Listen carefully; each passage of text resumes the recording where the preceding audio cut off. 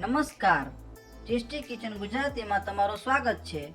તો આજ આપણે બનાવીશું ઉપવાસમાં ખાવા માટે બટેકાની સૂકી ભાજી। તો ફૂલ ટેસ્ટી ચટાકેદાર સૂકી ભાજી બનાવવા માટેની સામગ્રી આપણે જોઈ લઈશું। જેમાં બાફેલા બટેકા છે, જેને આપણે સાલ ઉતારીને આવી રીતના કટ કરી લીધેલા છે। આ લીલા મરચાં છે, આ ટમેટા છે, આ ખાંડેલા સિંગદાણા છે, આ લીલા ધાણા છે, આ રાઈ છે, આ જીરું છે, આ હિંગ છે, આ હળદર છે, આ લાલ મરચું પાવડર છે, આ મીઠો લીમડો છે, અને આ મીઠું છે, અને આ વઘાર માટે તેલ છે। અને આવી રીતના એક બાઉલ લઈ લઈશું, જેમાં જરૂર પ્રમાણે તેલ લઈ લઈશું।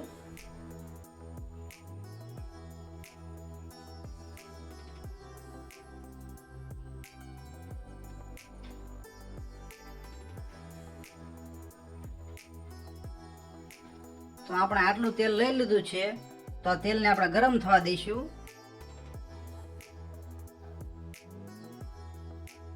તો આપણું તેલ ગરમ થઈ ગયું છે, જેમાં સૌપ્રથમ થોડી રાઈ નાખીશું।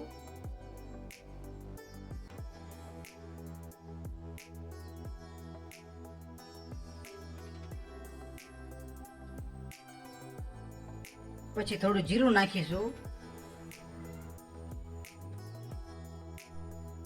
પછી થોડી હિંગ નાખીશું।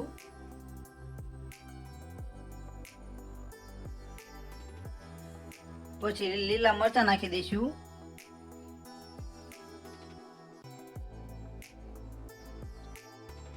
પછી ટમેટા નાખી દઈશું।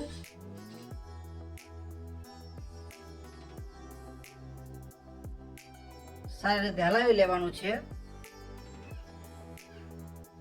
પછી મીઠો લીમડો નાખી દઈશું।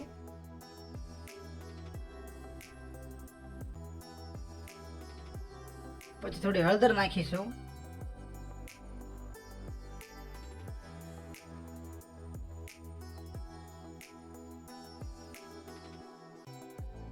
પછી ખાંડેલા સિંગદાણા નાખી દઈશું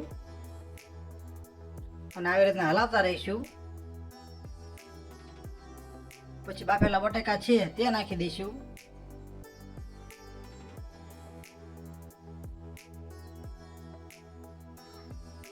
પછી સ્વાદ પ્રમાણે મીઠું નાખીશું।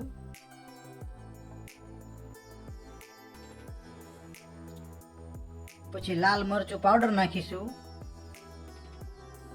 લાલ મરચું પાવડર તમારે જેટલું તીખું કરવું હોય તેટલું જ નાખવાનો છે।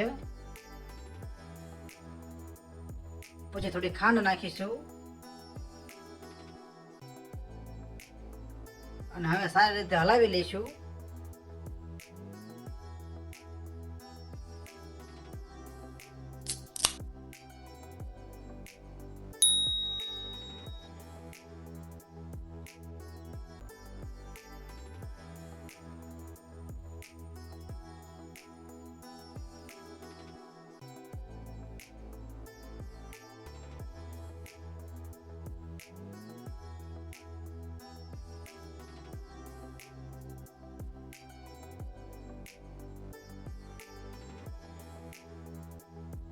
તો આપણે સરસ મજાની ભાજી તૈયાર થઈ ગઈ છે, જેમાં થોડો લીંબુ નીચવી લઈશું।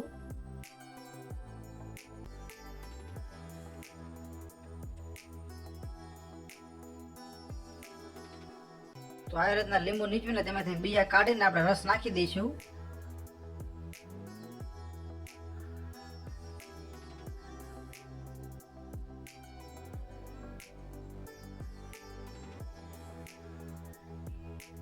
અને હવે સારી રીતે હલાવી લઈશું। ગેસને ધીમો કરી નાખવાનો છે।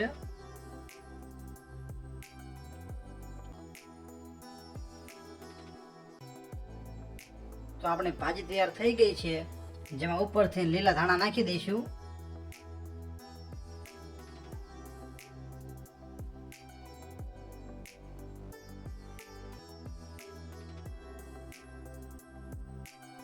તો તૈયાર છે આપણે ચટાકેદાર બટેકાની સૂકી ભાજી।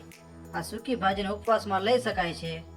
તો તમને આ સૂકી ભાજીનો વિડીયો કેવો લાગ્યો?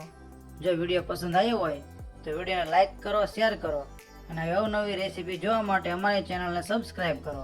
વિડીયોને પૂરેપૂરો જોવા માટે તમારો ખૂબ ખૂબ આભાર.